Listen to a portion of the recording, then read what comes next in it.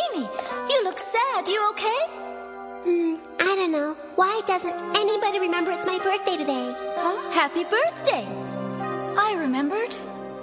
I know, but Mommy and Daddy are far away. Why aren't they here for my birthday? They can't help it. They're tied up with very important business right now, so you have to be patient, okay? It's just too bad it had to be on your birthday.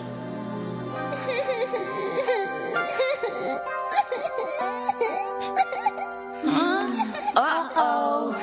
Then maybe we can give her a little birthday party. Sailor Mars. Have you forgotten? Oh, right. Sorry, Rini. We're needed at the palace. Maybe if we get done on time, we can do something. None of them. Not one of them cared. Nobody celebrated my birthday. Moon Podcast Escalation!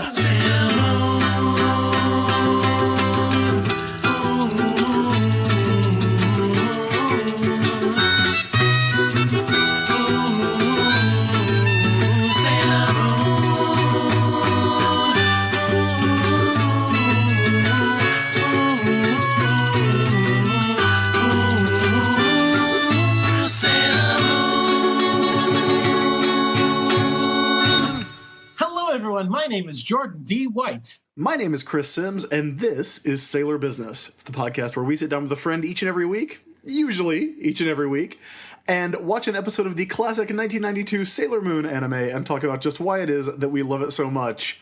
And we got some good ones. We got some good ones tonight. I am excited because we are going to be watching episode 85 of Sailor Moon R, which is called The Dark Queen, Birth of Black Lady, and I have been waiting for this for like 40 episodes. I am ready for this. Yeah? Jordan, are you into it? Are you into it like I am? No. No? Really? Okay, well that's... Okay. Here's why I ask. Because our special guest this week, the friend that we are sitting down with, when I started this call... she said she did not like these episodes. Please welcome back to the show one of my good friends, someone that I really love talking to and hanging out with whenever I can, Katie Donnelly. Welcome back to the show. Thank you. And listen, at least get it right. What I told you was that I remembered these being some of my favorites. Right. And that they were very bad. They are very bad. They're not good. No, they're really not. They are so not good. These episodes are so good. Honestly, these are legit some of my favorite episodes of Sailor Moon. Honestly, I watched this episode, and one of my notes in about halfway through the episode, maybe a little bit further, is why do people like this episode? Because we've had so many people talk about, oh, I can't wait till that. And it's like, what? This is not good. Yeah, and by so many people, you mean me. Like well, me you specifically. And other guests have been excited. No, all right, well, we'll get into that. Chris gave me options of episodes to be on for, and I was like, I want these. That is true. That is true. You picked these episodes. I know. Now, we'll get into it when we get into the episode, I think, because I'm kind of excited about having us all have differing opinions on this episode, which, even though it is objectively great. So before we get into that, Katie, you were on, like a year ago, like 50 episodes ago. We talked to you. You gave us your history with Sailor Moon, and it was honestly, we've been friends for several years, like 4 or 5 years, I think. Yeah. And I found out things about you that I didn't know when we talked about that. I have hidden depths. You really do, but it's honestly one of my favorite Sailor Business moments is you talking about how Sailor Moon impacted your life and made you want to get into the career that you have now. So everyone should absolutely go back and listen, if you haven't already, to episode 29, where Katie makes her first appearance. But Katie. Yes? You're scared about what he's going to ask you? I'm terrified. I would not be. It's a very, very friendly show we run here. Katie, do you have any Sailor Moon related developments in your life? I don't know. I mean, I'm still coming to terms with the fact that, this arc that y'all are on now is like my favorite. So it's hitting me kind of hard that these episodes were not very good. Yeah. It is messing with me really bad because I love like all of these characters. I am so with you because it's the same thing. The discovery that R is actually not very good. Yeah, it's not. Really blowing my mind.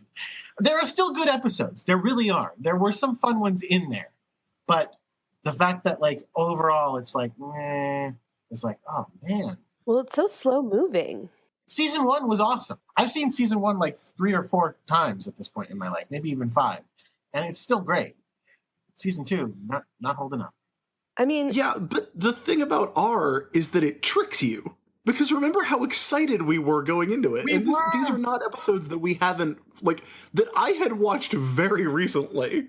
What happened? I don't know about for you guys. For me, they very rarely showed past the, like, Anne and Alan arc on R on Toonami when I was growing up, right? Sure. Which is the only place I saw Sailor Moon. So to get, like, any glimpse of the real R arc was the best thing.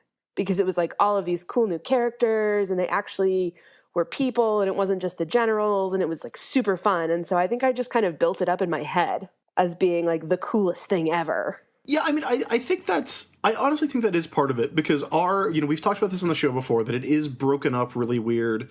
There's that weird 3-year gap between when they were, dubbing the beginning of R and then the end of the Spectre Sisters arc. And then finally coming back to do the stuff with, well, I guess with Wicked Lady, as we knew her back in the 90s. But again, I watched, like, all of R, like, right before we started doing the show. So you would think I would have noticed that it's largely not very good. But no, I did not. It fooled me again. But you know what? And I bet you it will fool us again if we ever just think about it. Because I bet you even if we just like scrolled through what episodes existed, like, oh, there was this one and there was that one, we'd probably end up going, oh yeah, remember that great one? And then really be talking about one that we hated. Well, you remember how excited I was when Esmeralda showed up. And Esmeralda's only around for like 6 episodes? I mean, like, I'm trying to think of good episodes this season. Okay. There was the Snow White episode. That was good, right? The talent show. Yeah. That was this season. The Breakfast Club episode. That was fun, right? That one's okay. The makeup one where the monster erased her face. Bob Floyd is a classic. Was Bob Floyd good, or do we just love Bob Floyd? That's the question. No, Bob Floyd was terrible because that's the one where Mercury is about to move to Germany, and that was not good. It's not good. It makes no sense. We're way off topic. We're way off topic. All right. Well, no, it's the topic. We're still talking about Sailor Moon, so we've done worse. Well, that's true. We once accidentally started a Fast and Furious podcast in the middle of this. Katie. Yes. You are your best friend. Yeah. And I hope I'm not alienating any of your other friends when I say this, but your best friend is Jordan Witt, correct? Yes. That's so close. My name. I was gonna say your best friend is Chris Sims, but that's not true. No. I know my place. And now I'm thinking about that picture you sent us the other day when it was the one that's like the 2 cats. That's like when you introduce your friends and then they become like better friends than they are with you. Yeah, which is exactly what happened with me and you and Jordan. Yeah, it did. And I feel bad, but yeah. But you two are best friends. Jordan was on the show as someone who had never seen Sailor Moon before. And I believe she enjoyed it. I got her the codename Sailor V in manga for Christmas this year. You two recently spent quite a bit of time together. You did some hanging out, and then you were also rooming at Heroes Con, right? Yes. Did Sailor Moon ever come up? No, it really didn't. We have a lot of things to talk about at any given time. You would think that we wouldn't because we agree on literally everything, but we have to catalog all the things we agree on, I guess. And so it just never really comes up. The only time we really talked about it was when you guys were doing Usagi's birthday episode and you texted us. Yeah, and Jordan quickly lost interest when you were trying to explain the silver crystal. Yeah, well, she rolls with it. It's fine. We all have our things. It's true. And our thing is Sailor Moon. It is. All right, so Katie, since there have been very few Sailor Moon developments, and since we are just raring to talk about this episode. I think we should go ahead and get to that in a few moments. But we have a little bit of Sailor business to take care of first. The second Sailor Business T-shirt Club shirts have gone out. So if you ordered the Kind-Hearted Girl Genius shirt, it should be, you should have it now, I think. I've got mine. Jordan, do you have yours? I think it came, but the package said it is 67 cents short, so the post office had it. Go to the post office and get your shirt, Jordan. That is a heartbreaking story. Yes. I've seen lots of people posting pictures online. Yes, we got quite a few. Everybody is wearing it and studying, which I think is great. The next shirt is available now. It's at sailorbusiness.ttoki.com. That's TEETOKI. Once again, it is designed by Christina Murdaugh, and it is the Yakety Yak Cat from Outer Space Luna shirt. So definitely, if you are a Luna fan, like I know Jordan is, oh yes, definitely head over there and get the third installment of the monthly Sailor Business T-shirt club. It's going to be and that should be going out on 7/15, the week of 7/15, which means you could probably order it up through the 14th, but probably once August 14th. August 14th, not July. Oh, well, she put July, but that's probably a mistake. Yeah, that says July. We're all very busy this summer. Yeah, don't think it's right. It's wrong. Yeah, if you go to sailorbusiness.com, you'll see it right up there at the top before you even get to the new episode. There's a link to it, and according to our own site, it says Yakety Yak Cat from Outer Space is available until August 14th. Yeah, that was I wrote that. Check that out. Jordan, do we want to do any Twitter questions before we get into the episode? Of course we do. Okay. First of all, we got a tweet like earlier today of someone saying that we should do a Bob Floyd t-shirt, and I am obsessed with this idea.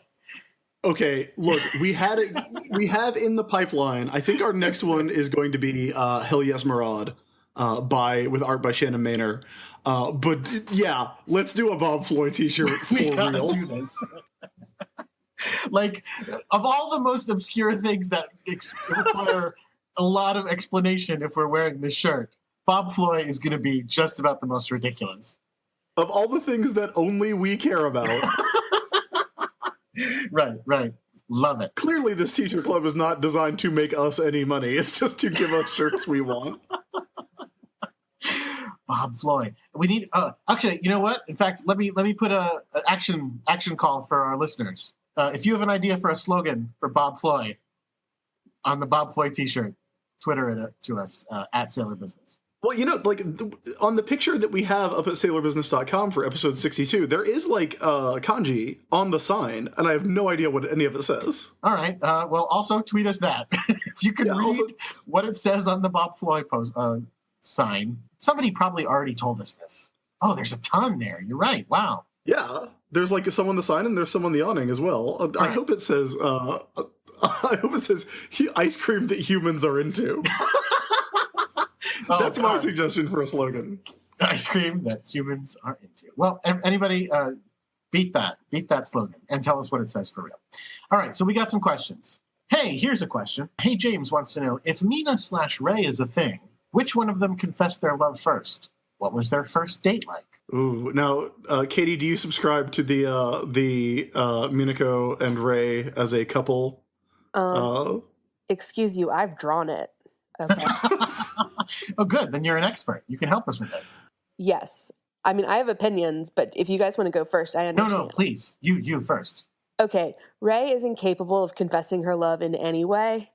So obviously it would be Mina that just decided that they were going out one day, and Ray would just go with it. And she would pretend to be cranky about it, but she would go with it. So, like, Ray doesn't necessarily think they're dating for a while. Yes. Nice. And where do they go on their first date? Probably some kind of idol show. Oh. Ooh, that's a good idea. I mean, because that is the thing they both like. Yeah. Those are some solid answers. I can't top that. What do you think? I feel like Mina would just like not say anything until Ray finally cracked. Because I think Ray is going to eventually crack if you give her enough time. What do you mean by crack? Really? Oh, and she will like break down and confess her love. I feel like that will happen. So you think Mina is like flirting until Ray can't take it anymore? Yes. I think they're spending a lot of time together, and I feel like I feel like it eventually gets to the point of Ray going, no, but I like you. She doesn't just spend all her time yelling at her like she does to Serena? Oh, she probably does that too. Okay. That's fair. Here's another question. This is actually from Shannon Maynard. If Tuxedo Mask had a cat, what would be on its forehead? A rose, a mask, a top hat, the earth? And would it be a bicolor cat that looks like it's got a tuxedo? I hope so. Katie, any thoughts on Tuxedo Mask's cat? Okay, I am all about it being a little tuxedo cat. That is Sure. the cutest thing in the world. And I feel like it would definitely... So there's some cats that their markings make it look like they have a little M on their forehead. Ooh. I feel like it would definitely have that, and it would stand for mask. Okay, I just that's- Googled Tuxedo Mask cat to see if this exists. The first image is a cat dressed as Tuxedo Mask, and it's pretty great. You guys want to see? Yeah, let's see it. Oh my gosh. This is real good for the radio. Guys listening to this on the radio, and gals, I'm sorry. Folks listening to this on the radio. Google Tuxedo Mask cat. You'll see it. It's the first result. I really like this. It's in the first row of results, but it is Tuxedo Mask as a cat and also Princess Serenity as a Yes, cat. that's pretty cute, too. That's very adorable. I think I want it to have the Earth. That's a weird marking for a cat. Yeah, a very weird marking. Yes, but I Like, mean, Luna and Artemis have the moon. They're not from the moon, though, are they? I think Luna and it's Artemis are absolutely from the moon. Jordan, they're where have not. you been for the Are you past 80 insane? weeks? Oh my gosh, Chris, you have no business running a Sailor Moon podcast if you think that they are from the moon. Gotcha. Okay, if Luna and Artemis are from the moon, where are they from? They are from their own planet, the same planet as, oh gosh, what's her name? It's not Tin Mouse, it's the other one, the other cat one. From Wait, you're okay. You're getting into some weird stuff. She's Oh, I'm getting sorry. into, Did you think I season didn't know 5. my Sailor Moon? You know what, Draw my Katie? name I out of his apologize. hat? I apologize. You are right. Are they really not from the moon? No. They're They just really lived not. on the moon. That's bonkers. Chris, what I'll tell you, I'll fill you in. I hadn't mentioned it necessarily before, but yes, a lot of times when we talk about are they cats or people, sometimes people will tweet at us that yes, they are from a planet of all cats. Yeah. That has that's its own Sailor that's Guardian. ridiculous. No, stop. I do not want to hear any of this. Okay. Oh man, Be Look, fine, but when I we need get you to to this counter stuff- this as part of the show. is Fine, Rick but when Butler we get from? to it, I'm coming back on because I have to be part of this. Is it in the show? I don't remember if it's actually in the show or if it's just in the manga. Oh shoot. Maybe No, I we'll don't have to know. have a special manga installment of Sailor Business, because look, I don't know if listeners want that, but guests certainly want that. No, we've gotten a lot of positive tweets. When Shannon was on 2 episodes ago, spilling her heart over the Demand Usagi scene, a lot of positive response on Twitter for that. Which is great. And if you do want that, I know I've recommended it before, but the Love and Justice podcast does do a really great job of breaking down. They go episode by episode through Crystal and talk about the different versions of those stories. So they do talk about the manga and Pretty Guardian Sailor Moon and the 90s anime as well. But, because Crystal is so much more condensed than the 90s anime, they skip around a lot more than we do. So I've been listening to that, and I'm trying not to learn too much, because I know that we eventually want to do... Well, we do. We eventually want to do Pretty Guardian Sailor Moon on this show once we get through all of the anime. And presumably, we are going to finish the anime, which I've never seen the last 3 seasons. So I want to encounter a lot of stuff fresh and talk about it on the show. But I cannot believe that Luna and Artemis are not from the fucking moon. That's ridiculous. Nope. Their names are Luna and Artemis. Maybe that's their like adopted moonized names. They have like other names on their cat planet. Adopted moonized names. By which that's like Americanized names. When people from other cultures will come and they'll like take on American names. What is our next question? That's a good question. Let's see. Oh, here we go. Daniel the historian wants to know, if you could go back and completely eliminate one person from the show, who would it be? Artemis, Mamoru, Chibiusa? Ooh, that's tough. Katie, do you have someone that you'd like to just cut out? Wait, does it have to be one of those 3? No, it could be anyone. No, it can be anybody in the show. I would eliminate Galaxia, and then everybody would just be happy all the time. No, I'm joking. I was about to be like, what? I feel Like, I really just sat down to have a good time tonight, and I feel like you guys are excluding me with this talk of characters that I don't know about. I was going to explain it, and then you got all, I want to teach it naturally. I would like to cut Jordan out of the show. Wow. Brutal. Wow. Baby Jordan from the adopted. From Baby Jordan from that one episode. From that one episode. Sure. That's not a big deal. That's fine. I mean, it's got to be chibi, man. It's got to be chibi. Really?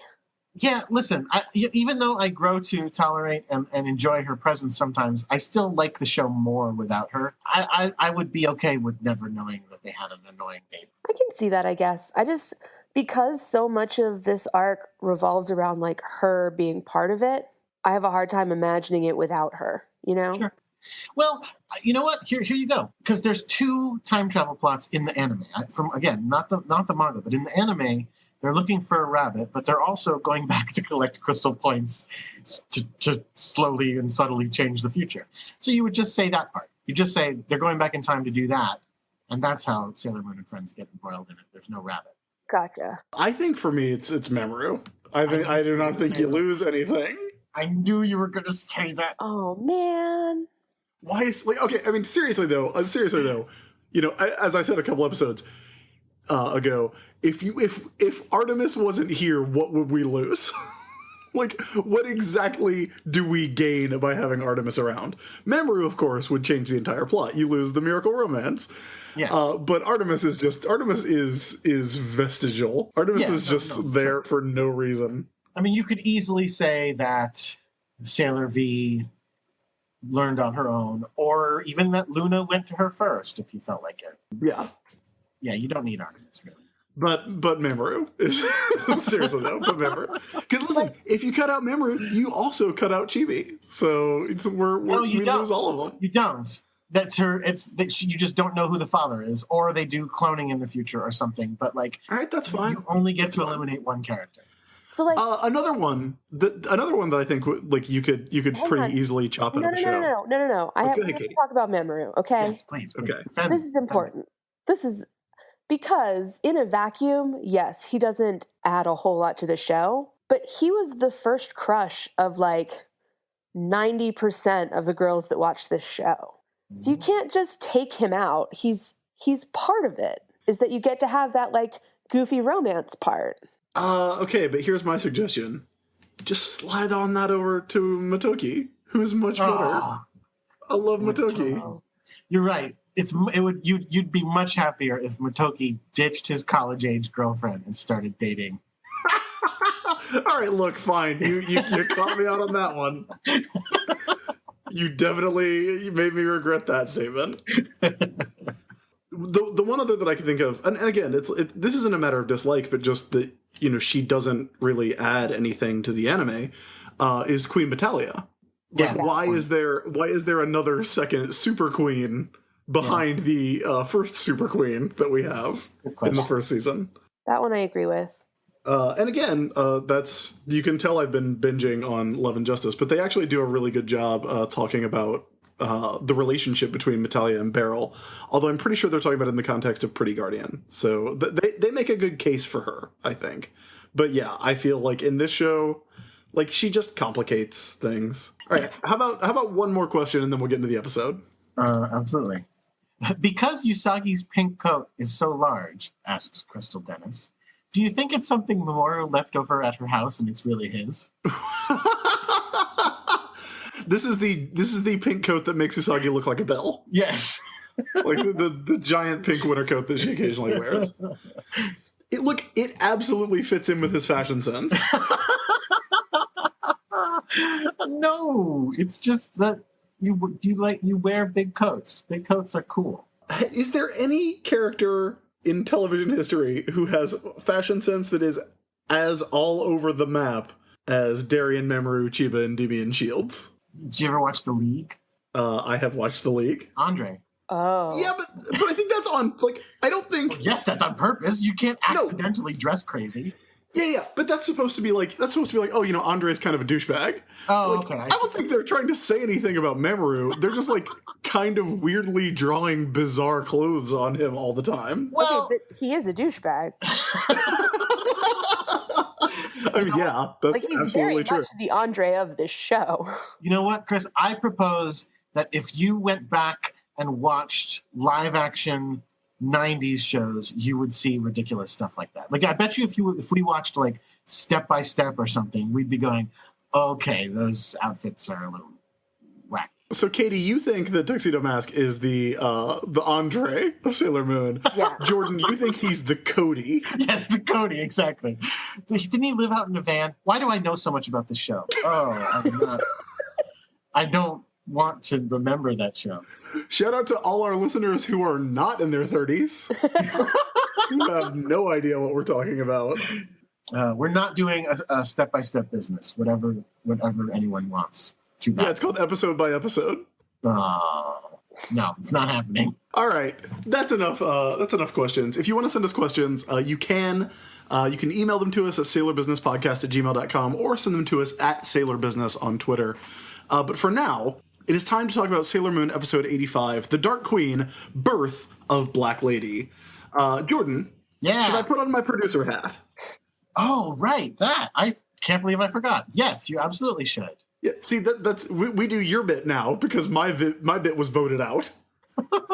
Well, listen, again, my bit will vote itself out very soon. We don't have very many episodes left. All right, let's see. Surely this is where I attempt to guess the 90s anime title of the episode without looking. Surely it has to say something about Wicked Lady, right? Yep. Okay, so is it like Wicked Lady appears? Try less hard. Wicked Lady? A little harder than that. Wicked Lady's here? Hey everybody, it's Wicked Lady? No, I'll give you one more chance, and let me emphasize this: don't get creative. First appearance of Wicked Lady? You're so close, Chris. What is it? Birth of Wicked Lady. Oh, so it's like very Yeah. close to the Japanese title. Exactly. They actually just kept half of it. Yeah. Back in the 90s, they actually cut in a whole birth scene. They animated it and everything. No. Katie. Well, That's not confident in talking. they needed to replace all of the lingering butt shots, like the one that launches this entire episode. Oh my god. Okay, so I was going to wait until we got to it in the episode, but if you want to talk about it here, we can talk about it here. No, let's talk about it here because it's literally the first shot of the episode is her growing butt. Yeah, so Jordan, can you hit me with the background music for the recap? Well, you know what? We'll have JJ edited it. Go. So yeah, the first thing you see after the end of the opening credits is this transformation scene that we're going to get later in the episode, which is literally Chibiusa changing into Black Lady and is bonkers. Because it's literally her like it's accelerated puberty is what it is. She goes through puberty in 3 seconds. It's No, but not only does bananas. she go through puberty, again, in the extended version that you get to in the episode, there's a few other body parts. But the recap music goes, check out her butt, check out her boobs. They're both growing.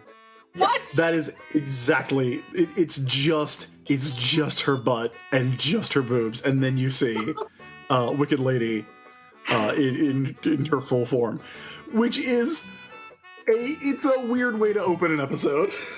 Especially with the da-da-da-da music going. Yes, the dialogue is over this scene of Chibiusa's body becoming adult is petite and cute Chibiusa changed. That is some Frank Miller shit. Oh God. So wait, now we need the fan art of Dark Lady dancing like Nancy, right? Nope. No, we don't. No, we don't, Jordan. We don't need that at all. Thank you. Sorry. So then we start the real episode with this very amazing and important cold open of the Scouts and Tuxedo Mask running around in the future going, did you find her? No? All right. Keep looking. The end. Yeah, as we mentioned in the previous episode, these 5 superheroes, well, 6 superheroes, 2 cats, and 1 king from the future were just like, yeah, go play in the bombed out ruins of the future, 5-year-old. Yeah. And now they have just realized that Chibiusa is gone. Yeah, if you had been stuck with her for 90 years like that, you would do that also. Oh, that's fair. Don't forget, Luna Ball's also there looking and nods when everyone is questioned. Yes. Luna Ball's like, yes. The Luna Ball, which is going to play a big role in this episode. Mm-hmm. From there, we cut to Wise Man, and we find out that he has kidnapped Chibiusa and is holding her not quite upside down, just at like a what is that, like a 45-degree angle? She's pointing to 10 o'clock. Yeah, her feet are at 10, her head's at 5, just floating in the air. And what Wise Man wants is to make Chibiusa embrace the hate, turn to the dark side, if you will. So he is going to go through her memories and talk about all the times that her parents, that the Sailor Guardians didn't care about her. So is he? So I wrote down Quantum Leap Swiss Cheese memory because basically she just has only some memories. He's just poking holes in her memories, making her not remember stuff. I don't think he's making her not remember stuff as much as he's selectively emphasizing what she does and does not remember. Katie, do you have any thoughts on this? I mean, when I was watching it, I kind of thought, oh, this is just a really big plot hole. But yeah, I mean, I kind of think that he's just saying, oh, do you remember when this terrible thing happened? Wasn't that so terrible of them? And the stuff you find out later, he just doesn't mention, and he gets her so worked up and upset that she forgets it. Does that make sense? I think that might be the case. Because again, she is a kid, and kids' memories are kids' memories, That's fair. Yeah. Well, I have a secret theory, but we'll get to that later. Oh, okay. A secret theory. That you're not going to tell us. Well, no, we'll get there. I don't want to spoil it.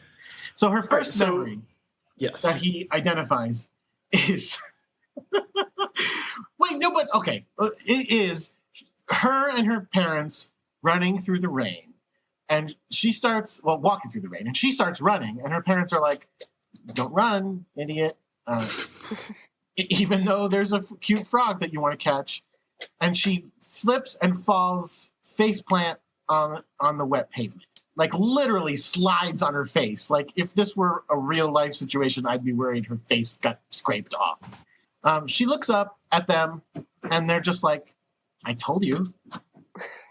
And then she starts to cry, and she's like, Dad, help me up. And he's like, get up yourself, you lazy idiot. I feel like you're editorializing a lot in your version of this story. I am. He's not. No. I'm enunciating what the feeling that's trying to be generated is. And then she also says, I hate you, Mommy, before she asks Daddy to help pick her up. Because he literally is like, get a grip on yourself, or get up yourself, or something like that. And she's like, oh, and it's so big of a deal. And then again, Wise Man's like, see, they never loved you. They always thought you were a fucking idiot. I gotta say, I buy this from Endymion. I totally buy this from Mamoru. But you can't tell me Usagi Tsukino is gonna be like, that's what happens when you don't listen. Stop crying. It's like, no. Well, she's been doing this for 900 years. No, I have denied that fact. That is not canonical for Sailor Business. By the way, when Mamoru says "get up yourself," Chibiusa gets a reaction shot like someone just revealed their darkest secret. She gets a zoom in with speed lines. See, that's why I was double making it worse, because I feel like that's they're playing it like he called her a fucking idiot. So back to Wise Man swirling that energy. Hey, Katie, let me ask you. We talked about it on last week's episode of the show, but have you ever heard the fan theory that that Wise Man is Jedi? No. Okay. Do you think that makes any sense? Did I make it up? Is this just me? I think you might have. Oh, I'm trying to remember what happened to Jedi. Jedi was put in eternal sleep by Queen Beryl. I'm Googling Wise Man Jedi. I'm not seeing much. I think there's a case for it. I think that's my new pet theory. An actor played the voice of both of them. Oh, Oh, see? Here we go. Fan theory. Boom. Give me a cracked article on this. The only thing I can think of now, though, is that because I watched the dubbed episode this time, and the entire time I was watching it, it just sounded to me like Wise Man was someone talking through one of those like voice changers that kidnappers use. It's just like Jedi with one of those things. Like, oh, I'm going to get. Do you those think this Sailor episode would be Scouts. better if Jedi was like using a T-Pain microphone? Yes, I do. Okay. I think it would be worlds better. Wait, Wise Man or Jedi? Wise Man. Wise Man. Or, you know, like, With everyone. I mean, Queen Beryl? I'm Alan and convinced Anne? that they're the same now. You could probably just put a filter over the entire show if you really want. Oh, maybe we should do that. You should do that. You pull the clips for the episodes, right? I don't know how to do an auto-tune clip. So our second flashback, and this is the important one. This is the big one. I like the first one Or- better. I like the first, the first one's very realistic to raising a child because you do like, you know, you are going to be like, if you have a kid, eventually you're going to be like, yeah, that's why we told you not to run. Like you have to learn these things. Because this one is really dumb. This one's great and so dumb and so petty, and I love it. So it's Chibiusa's birthday. Her parents aren't there. Apparently, everyone has forgotten that it's her birthday, including her mom, who shares a birthday with her. Well, technically, we don't know if she forgot. We just know she's not there. And I don't mean she's not there like in the room. She's not in the kingdom. Like we don't know. Yeah, they're off on official business. An entire galaxy. Yeah. And her daughter has had hundreds of birthdays. Like, No, only 5. Only 5. Only 5. See, Katie, I don't know if you listen to the episodes of the show that you're not on. I do not believe that Chibiusa is 900 years old. He has banned that fact. I have banned that fact from the show. You're a young Chibiusa-er. I'm a Chibiusa truther. Show me the birth certificate. There you go. When the other Sailor Guardians are like, oh, maybe we can celebrate your birthday. No, they don't say that. Only one of them says that. Yeah, They say one of them says, Sailor Mars says that, and Sailor Jupiter puts her hand over her mouth. Yeah, basically slaps her. Yeah, Makoto comes in and shuts that down. And then all the scouts are like, later Chibiusa, or I guess they go, later small lady.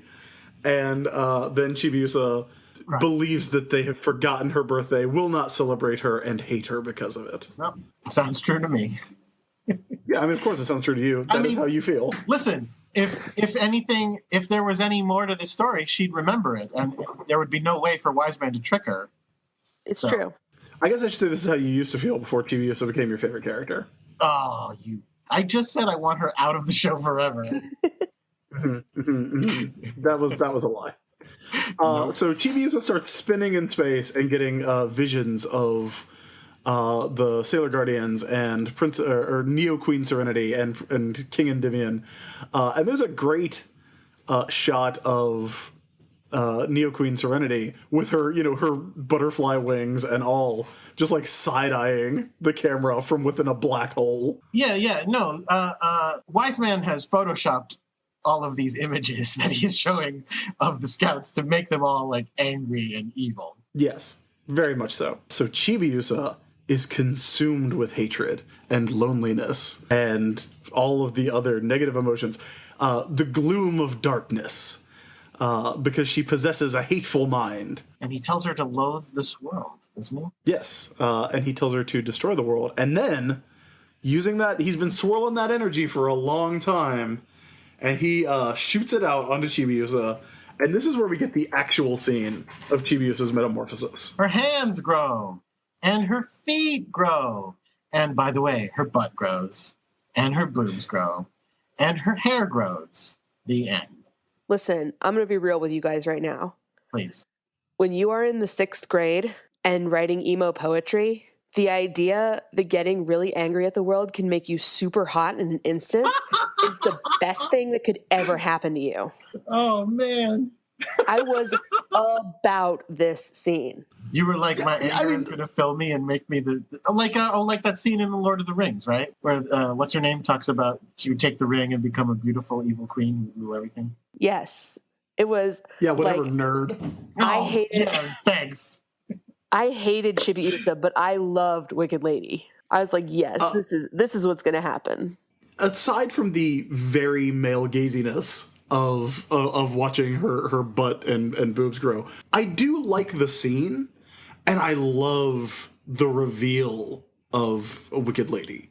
Because Wicked Lady, I think, I guess Black Lady in the Japanese version changed for obvious reasons to Wicked Lady in the 90s dub. I love her design. Like, I love the dress she's wearing. I love that she still has the kind of, pointier, rabbit ear odongos, but the long, long hair. Because she looks older and more grown up than Sailor Moon. Oh, totally. Oh, yeah. Which I think is really cool. And her outfit her outfit is really not quite like a negative, but it's very much the evil version of Neo Queen Serenity's dress. Like, she doesn't have the butterfly wings, but she does have that gauzy pink, what is that, a shawl or a scarf that she has? Yeah, maybe a scarf. Let's call it a scarf. I really love Wicked Lady's design a lot. I think she looks awesome. I mean, listen, again, 6th grade me would totally agree with you, but that is because it looks like she bought that dress at the Hot Topic, and that's the only place I shopped. I love that dress. Do you not like that dress? I love that dress, but it is very 90s Hot Topic. It is very. I mean, it's even got the kind of, it's got like mesh over spaghetti straps. Yeah. And they should have called her Goth Lady. That would be great. Oh, Goth Lady would be good. That would have been amazing. Birth of Goth Lady.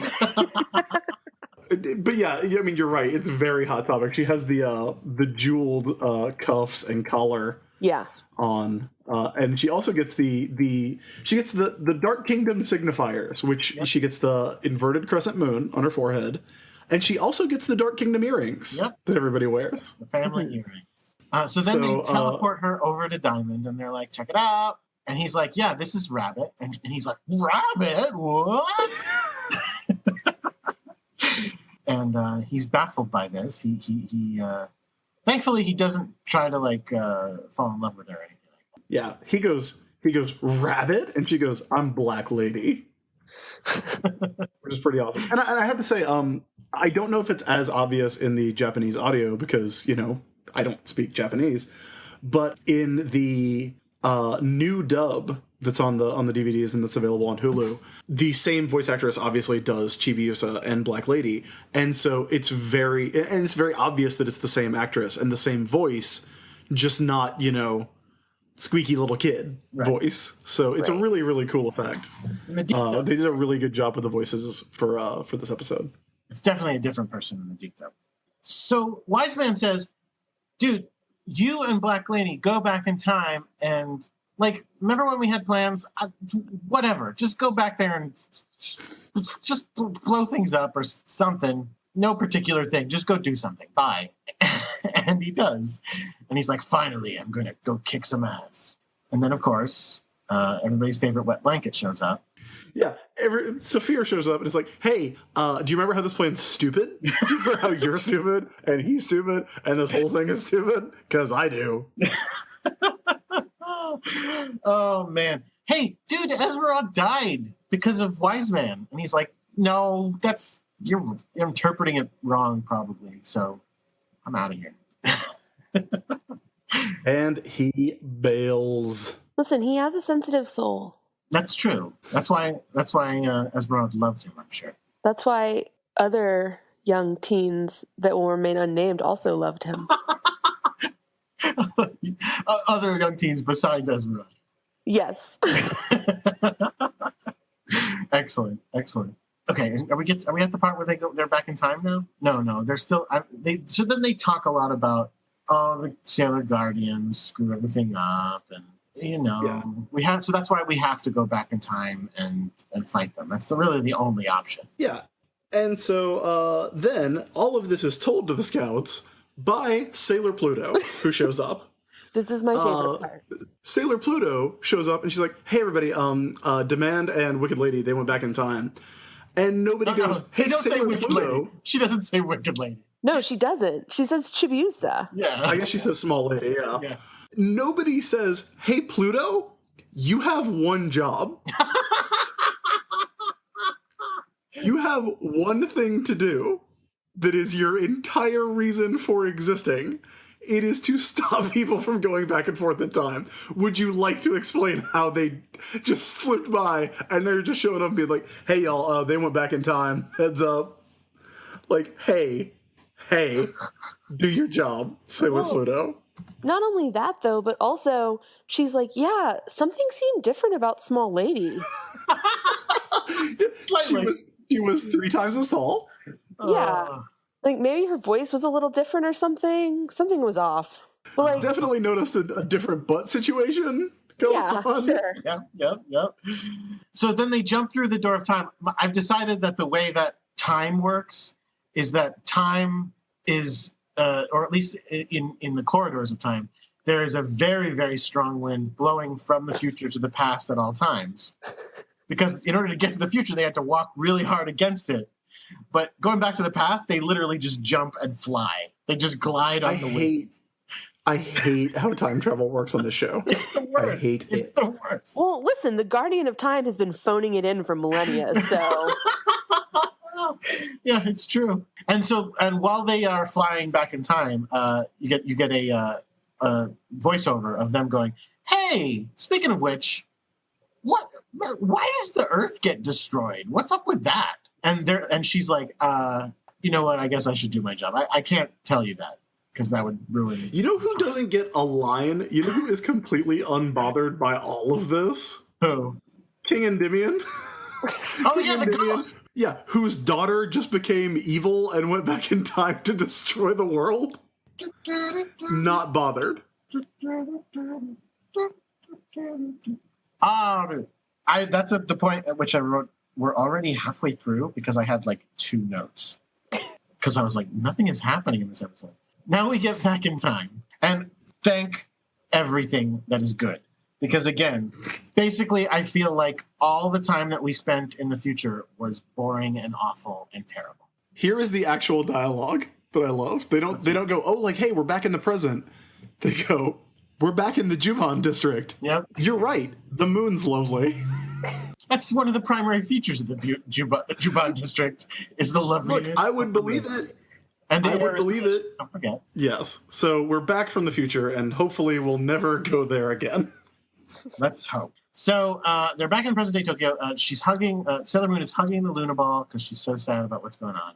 Unfortunately, they don't really get back to, like, their lives. They just kind of show up, and we cut to Wicked Lady and Demand starting their plan. And this is where I was kind of like, I mean, I guess I understand why Demand was like, yeah, finally, let's do this, because he didn't get to do anything. But he literally just shows up back in time and is like, let me just take my earring out, bada bing, bada bang, giant crystal. What? Yeah, those earrings that everyone has. Yeah. Like, does that mean anyone could do it? And then granted, Wicked Lady throws in some energy, which presumably is way more powerful than anybody else would have been. But again, I'm just sort of like, what is this plan? The plan is just grow a giant thing. Okay. Is that the same crystal that they have at the end of time? I don't think so, but because that doesn't make a ton of sense. But yeah, I thought it was. But how can it be? Because they're going to get rid of it, aren't they? Well, but I thought that there's like one in the future and one in the past, and they're going to like suck them together. Oh, are they going to like collapse space-time? Yeah, I think that's Nice. the plan. That's a way cooler plan than I thought they had, so I like that. Listen, nothing about what the Black Moon Clan does in this show has made any sense for the past 30 episodes. And it's not about to start to. Yeah, like crystal points didn't make any sense. Dark hinges didn't make any sense. This doesn't make a whole lot of sense. But obviously, with a gigantic black crystal erupting through the streets of Tokyo, the Sailor Scouts are going to see that. So they run up, and in a swirl of goth clothes, Wicked Lady appears. And Sailor Moon realizes that she's Wicked Lady immediately, which is very surprising. Or realizes that it's Chibiusa, I guess. Did she? No, she didn't. Yeah, she goes, "You're..." And Black Lady goes, "Oh yeah, Wise Man gave me a new life. What's up, y'all?" I think you're giving Sailor Moon a lot of credit. Yeah. I always give Sailor Moon a lot of credit. She's probably unlike going to you. say, "You're flying." You're stealing my hairstyle. Yes, something like that. Because and the only reason I say that is because it seems like they only really understand that it's Chibi when the Luna Ball flies up to her and goes, "Oh, are we evil now? Oh, Yeah. cool, I'm evil. I'm evil now." I am genuinely surprised that in the 90s dub, she did not say, "You're stealing my hairstyle," when Wicked Lady appeared. She probably should have. Now, I want to talk Right about there. this Luna Ball turning evil part. Not just because, well, no, actually for lots of reasons. Let's start with the fact that I thought we learned that the Luna Ball was like a conduit to Sailor Pluto. I also thought that. Because is Sailor Pluto going, "Oh, fuck those other scouts. If this is my chance to sell out, I'm doing it." Or maybe she was working with the bad guys the whole time. To be fair, she let them time travel whenever they want. So I don't know. Yeah, I mean, like Sailor Pluto seems very laissez-faire about everything. Maybe that's the secret. She's actually on the bad guy's side the whole time. She's like a plant. She's their inside lady. Well, I mean, she's in love with Endymion, right? What? Oh, you guys Sailor didn't know Pluto that? is? Yeah, Pluto's super in love with Endymion. What? Yeah, so the more Why? trouble she starts, like the more she gets to see him. Wow. All right. Then that's what's going on.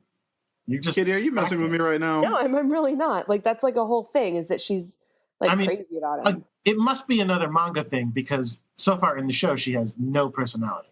Yeah, well, now that you guys are calling me on it, I can't remember where I got that from. But that's like a thing that I know. Sure.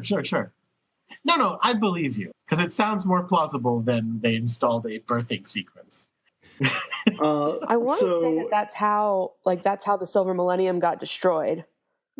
Okay, now you're What's that? thinking of Camelot. Yeah, I don't know. Okay, continue. So, Oh wait. So there's Wicked more Lady. about this. No. There's more about this. Because Okay, fine. You do it then, Jordan. no, I don't want you to move ahead. I'm saying I still want to talk about the Luna Ball turning evil. But the other thing I wanted to say about the Luna Ball turning evil is that she's like, "Oh, Luna Ball, I remember you from when I was little." And that made me go, "Oh, I really wish they had done this like Kang style, where she actually has grown up 20 years, like away from them. Oh, yeah. Like where Wiseman is like, come with me, and like raised her for 20 years to be evil. Right. That would have been awesome. Yeah, that would have been really and then good. and then she would never go back to being an annoying kid, and that would be even better. My favorite thing about it is that when Chibiusa hugs the Lunapie, the crescent moon on the Lunapi's head turns upside down and turns black Oh to yeah. show that the Lunapie is now evil. Mm-hmm.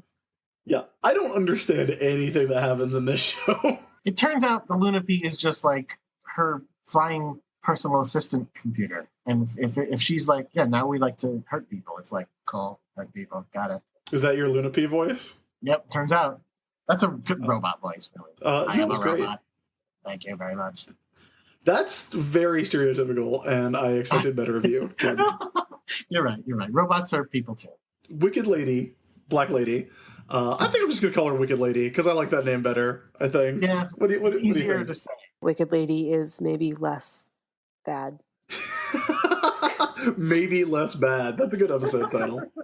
So, in order to prove that she has turned evil, Wicked Lady bounces the Lunapie off the ground. And I actually really like this, too, because, Chibiusa, when she used the Lunapie, would kind of dribble it like a basketball. Wicked Lady just spikes that thing on the ground as hard as she can. And much like Chibiusa, she turns it into an umbrella, but she doesn't use it to hypnotize anyone. She turns it into a thing that shoots out black rings of energy at the scouts and Tuxedo Mask and the cats, who are just obligingly standing there. Oh, but I mean, yes, because they're in shock. But you're actually, don't sell this umbrella short. It does way more than shoot black rings. This is Oh, no, it has multiple functions. this is the umbrella that the Penguin dreams of. Like it, because it does those, and then what's the next one it does? Is it spikes, or is that later? That's No, I think it shoots out the energy for a couple times, and then I think it starts shooting out spikes that are as long as the umbrella itself. yeah. It's crazy. What do you think the guy who has to clean up this park thinks every Wednesday morning when he comes in? And he's like, "Oh, great! Now there's just 2-foot black spikes sticking out of the concrete. This is great. This is perfect." I mean, they know about Sailor Moon and the Sailor Scouts, so they know there are superheroes, basically. Also, I think right now the Parks Department is more concerned with the giant crystal mountain that grew. That's not in a park. That's on a street. Yeah, no, but that's Transit's problem. Yeah, but I bet you it goes into the sidewalk where there are trees, and they have to take care of it. Still not a park. Do you think every sidewalk is a park, Jordan? No, but I think the trees are under the Park Department's jurisdiction. Am I wrong? I think the trees that like they grow. Someone write in and let us know. I think that sounds like a very New York Japanese thing. municipal law. No, not Japanese, but I think that was the case in in Greenwich, where my grandfather, I should say, used to work for the town. I believe he was part of the Parks Department and would have to. And maybe I'm wrong. It would have when like trees would fall down in the road and stuff. He would have to go help clean them up. I mean, from my extensive study, which is watching every episode of Parks and Rec, I think that that's untrue. Okay. I like how you put the emphasis on Parks and Rec. Leslie Knope never had to deal with a tree falling or a black crystal in the middle of Pawnee, is all I'm saying. She's the desk part of it. He was more on Katie, did you just write some crossover fan fiction? Yeah. Where Leslie Knope has to deal with a black crystal with a dark henge? Listen, if you don't think that Leslie Knope would put her hair up in Odongos just to take care of some shit, then I don't know what shows you've been watching, but it's not Sailor Moon and Parks and Rec. No, I fully agree with you. The umbrella turns into a drill. Yeah. We get some drill umbrella, we get some spikes, we get all kinds of good stuff.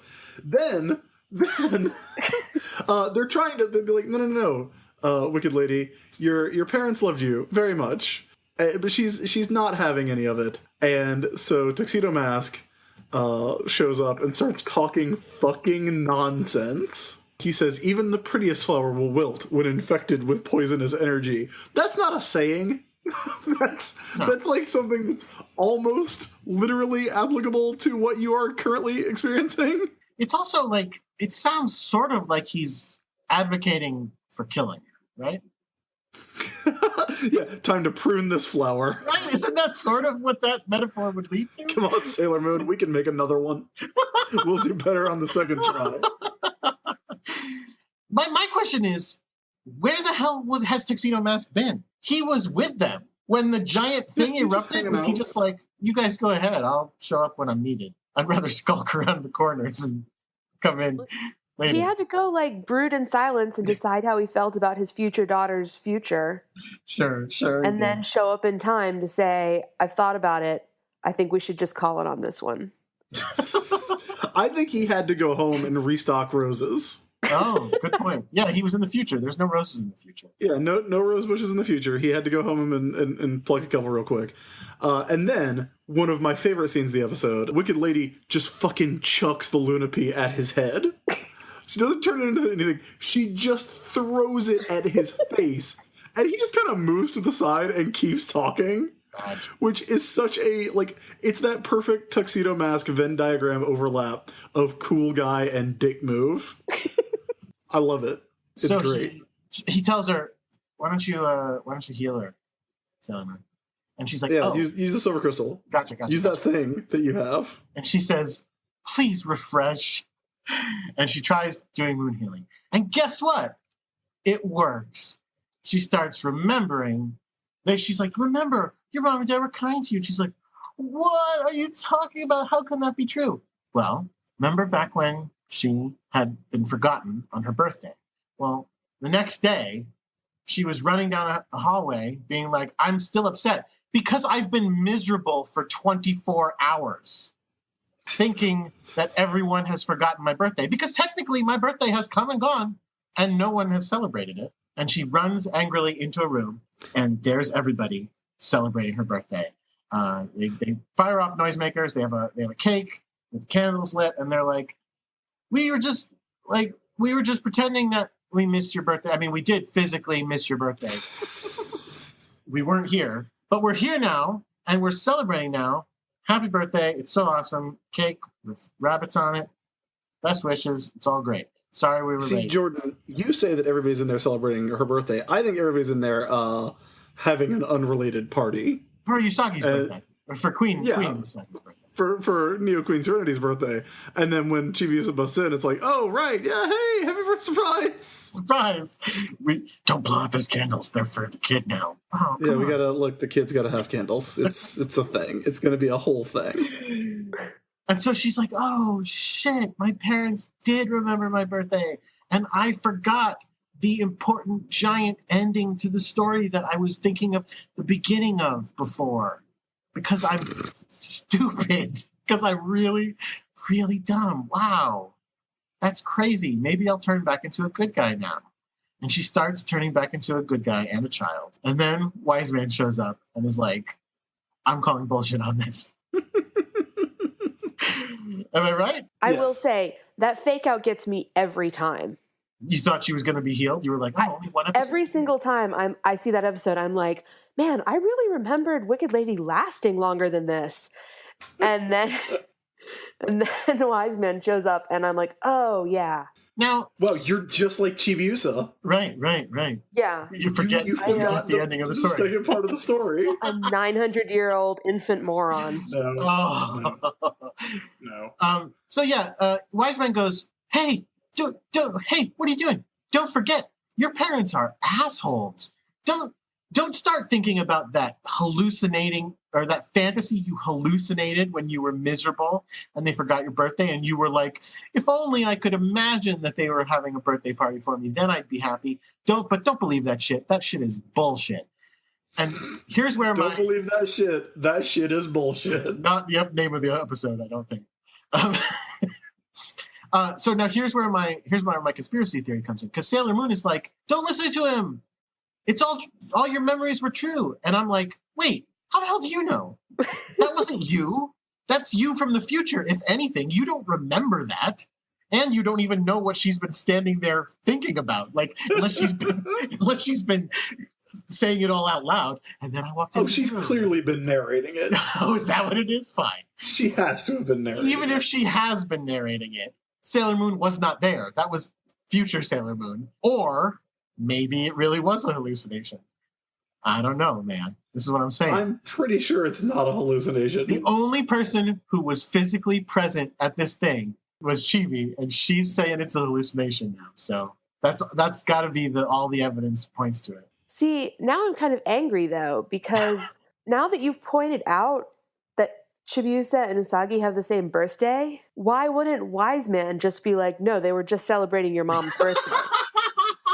Yeah, it said happy birthday, no, because it says best wishes, small lady on the cake, apparently. I don't know. They probably wrote that in real quick. Oh, Yeah. real fast. That's They a have- Sharpie. They're like, no, don't eat that part. Or like, Usagi had been on a diet and they were like, good job, girl, you got this. Oh, small lady, nice.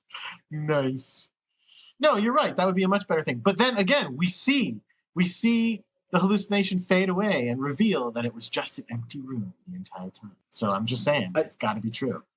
I feel like conspiracy theory is the wrong word for this. There was no conspiracy. You're right. It's the opposite of a conspiracy theory. It's a deconspiracy theory. No one was working together to celebrate her birthday. It was a lone person, just her. Okay, so it doesn't work. Chibiusa turns back into Wicked Lady. Oh, also, that reminds me of I don't know if you know the Flight of the Conchords, the song Hurt Feelings. The day after my birthday is not my birthday, Mom. Chibiusa turns back into Wicked Lady. The evil Dark Crystal continues to grow again in the middle of the street. Mm-hmm. And Demand is like standing on a street light, looking all cool on top of a street light. Sure. Very dramatic. And then he and Wicked Lady and Wise Man all just like, peace out. And we will be back for another attack on the past next week. And Usagi's like, what do I have to do to turn her back into Chibiusa? It's like, I don't know, maybe just let her. Maybe just leave this one. She should just Bill and Ted it. See, that's what she should have done. She should have said, listen, Wicked Lady, you're saying that I forgot your birthday. All right. Maybe that's true. But now, me in the past, I promise I will never forget your birthday. I'll make sure every birthday I'm there. So now we're going to take care of it. It's Bill and Ted That style. would require the time travel in this show to obey any kind of laws or rules or any sort of time travel logic whatsoever. Which it does not ever. You're right. Which, again, also, it's also her birthday. Yes, it is. It's her own birthday. Why wouldn't they, like, party before her birthday if they knew they were going to be away on Moon State business? Well, actually... Maybe they didn't know. No, but you know what? This brings up another thing, again, which I sort of alluded to when I was narrating her quote-unquote happy version of the memory. They're still assholes. Even in the good version of this memory, they are assholes. Because they literally went to her on her birthday and were like, oh, no one's celebrating your birthday. That's right. No one is celebrating your birthday. Suffer, child. Goodbye. And turned around and left. And she just thought that everyone hated her for 24 hours. Yeah. They absolutely should have been like, yeah, your parents aren't here, but let's do a little celebration. Let's watch your favorite fucking movie or something. Like, something. So, see, to be fair, in my family, that's exactly what they would do. Say fuck you? Yeah, if you want something to be a surprise, you make it as bad as possible to begin with so that the prize is that much better. Well, then they should have celebrated on her next birthday and been like, surprise, this is for last year. We just wanted you to be really miserable for a full year. I really feel like when Mars is like, well, why don't we just celebrate your birthday? And Jupiter, like, puts her hand over her mouth. Like, this is on Jupiter. This is on Makoto. Because, like, no, like, at that point, you should just be like, yeah, well, let's go get a hamburger. Exactly. You're exactly right, Jordan. It's like, yeah, let's watch your favorite movie. Let's do something, because this 5-year-old doesn't understand the concept of a surprise party when it happens the next day. Or just tell her, like, hey, your parents are going to be back tomorrow, and maybe you can do something fun then. Yeah, but today, we're going to go, like, hang out. When I've had a surprise party for me, or when I threw one for my wife, it wasn't like, oh, yeah, I forgot it was her birthday, and I don't really give a shit that it is. It was more like, oh, our friends are busy, but we'll see them another day, and, like, for now, it'll just be you and me. And then, surprise, it's really everybody, or something like that. Like, I'm not just like, let me just really make her suffer for a day. That'll be the best thing. Your family really does that? Okay, do you really want to know what happened at my one surprise birthday I ever had? Yes, but first I want to know how old you were, because I'm scared to find out. Oh, I think I was turning maybe 9 or 10. Oh my God. Okay, let's hear it. So first my parents told me that we couldn't afford to have a big birthday party that year. It was just too much money, but I could have one friend come spend the night. So I picked my friend. It was this girl that lived in my neighborhood. And then my mom called her mom and was like, hey, I'm late getting home from work. Can you have the girls hang out at your house for a little bit?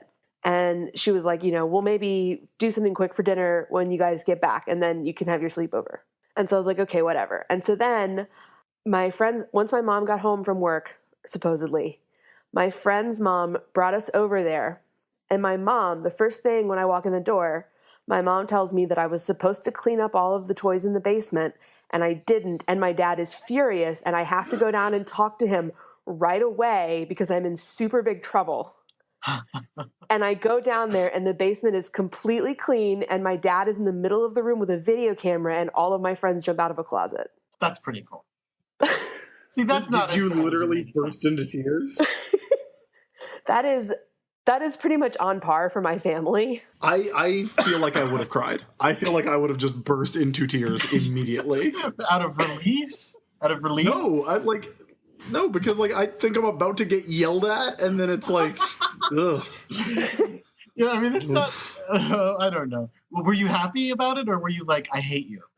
No, I thought it was the coolest thing ever. I really wanted a surprise party. That's awesome. All right. Well, that brings us to the end of the episode. So at least we had some happy news to end it on. That means it's time for to find out what we learned. Time to find out what we learned. Jordan, was there a Sailor Moon says on this episode? Yeah, as always. A totally pointless one that didn't have any. Well, I mean, because the moral of this episode is don't be mad at your parents. We have a segment about that. Wait, save it. Oh, right. Sorry. Okay, what is the Sailor Moon says? We all need to know what to do when there's an emergency. First off, don't panic. Your injured friend is counting on you. Quickly alert an adult to get help. If you're all alone and someone's in bad trouble, call 911, then let them decide what to do. And for less serious injuries, everyone should have a basic first aid kit at home and your doctor's number posted by the phone. Talk to your parents or school nurse about your home first aid kit. It's not a toy, but being prepared can save lives. Sailor Moon says. So, if your friend gets brainwashed and turned evil, you should call 911. Yeah, what is in the first aid kit for that? Is there like a deprogramming pamphlet? Ace bandage. Sure. The morals made so little sense in their original context that they can somehow make even less sense when they're recycled. Yeah. Oh boy. Surely we can do better than that. It's time for Sailor Business Says, where we talk about what we learned from the episode. Katie, we will start with you. What did you learn this week? The more I hate the world, the bigger my tits and ass will get.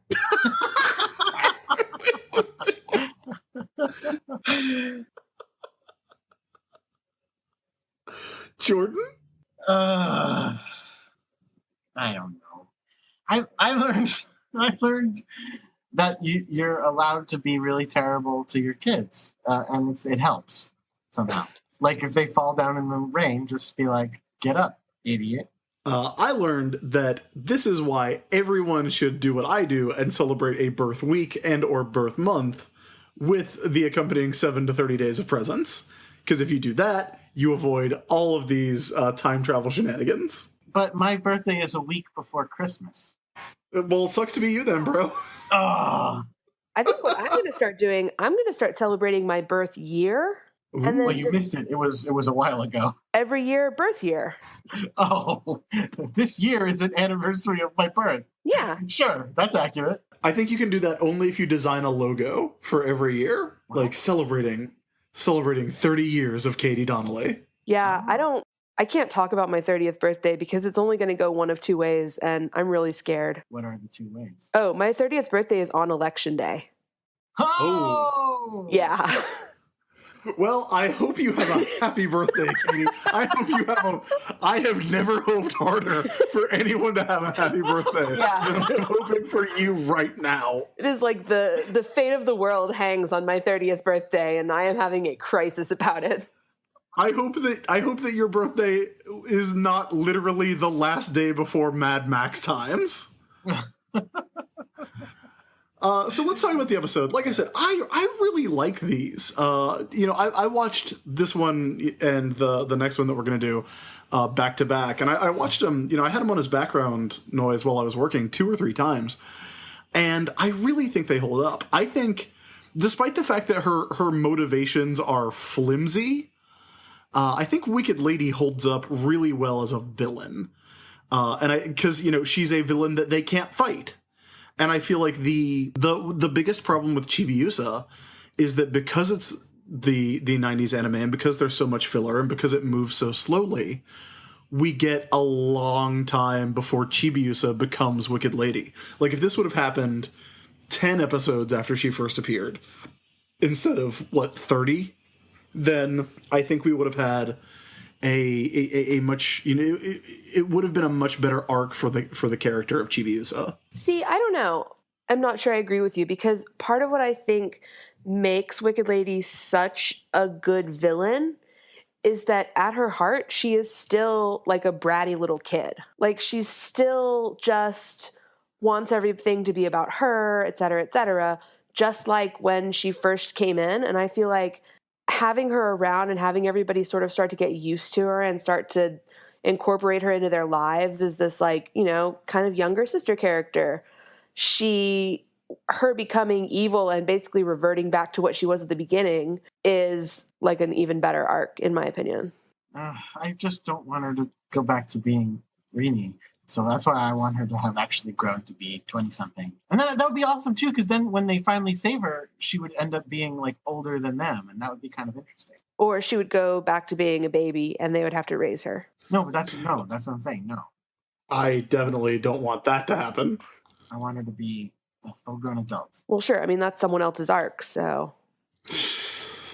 But yeah, like I think I really like Wicked Lady. I love the design. I love that she represents something different for Sailor Moon. Because, one of the things that we always talk about, like when we talk about, fan theories and stuff about the show, something that we keep coming back to is the idea that Sailor Moon doesn't really have a connection to a lot of her villains. At least in the episodes that I've seen, that might change in the future when we apparently get, like, it becomes purge times and you can do anything with the show. But we don't get anyone that Usagi is personally connected to. Usagi and Beryl don't have a history. Usagi and Alan and Ann don't have a history. Well, not a history, but she's totally into one of them. Yeah, but like there's nothing there for, like, historically. Like, there's, she has no real connection to Demond or the Spectre Sisters or the Black Moon Clan. Like, it's all just, villains who show up, and then we get to see how that relationship develops while they're there. Chibiusa is a pre-existing relationship that changes. It's why people want to see, like, Molly as a villain or Shingo becoming Rubius, my other pet theory. You've forgotten Evil Varian at the end of season 1. Yeah, but that sucked. Oh! It did not. I love that part. I guess you're right. That is something that I did actually forget about. But look, if it worked once, why not make it work again? Jordan, do you have any thoughts on this particular episode? I did not like it. It's Jesus. I don't know. Like, the fact that so much of her brainwashing is just based on, like, dumb stuff. It's based on this dumb birthday memory, which, again, doesn't really hold up to any kind of logic or scrutiny. And I understand she's a child, but, like, she lived these things. She should remember how the story ends. I don't know. Yeah, the birthday memory is dumb. The birthday memory is real dumb. It's super dumb. The other reason is, again, it's yet another episode in a line of episodes where there's no personal life of any of the scouts. It's just them dealing with earth-shattering giant things and never trying to be normal people. And I find them way more interesting when they are trying to deal with their lives at the same time. So I was really bummed that it was still more like, oh, okay, fine. Still in the future. Blah. Thankfully, we're back now. Not that next episode gets us any of their life again. So, Katie, no, you said that you remembered really liking these episodes, and that's why you picked them to come back on, and that you thought they were bad after watching them. Can you remember what you liked about it? Was it just the metamorphosis into Wicked Lady? I loved the metamorphosis into Wicked Lady. I thought that was super cool. I love the Ayakashi sisters. I used to think that they were, like, the coolest characters, and I love their whole arc of just becoming normal people. I know we don't see them much in this episode. We'll see them in the next episode. But that's part of it. And I don't know. I remembered it being more fast-paced. Like, I like this whole arc, but this episode, it seemed like nothing actually happened. Like, she became Black Lady, and then she stayed Black Lady, and that was it. So I don't know what I thought was going to happen. All right, well, that does it for this episode. Let us know what you think. Katie, before we let you go, can you tell everyone where to find you online? At Katie Monster, Katie with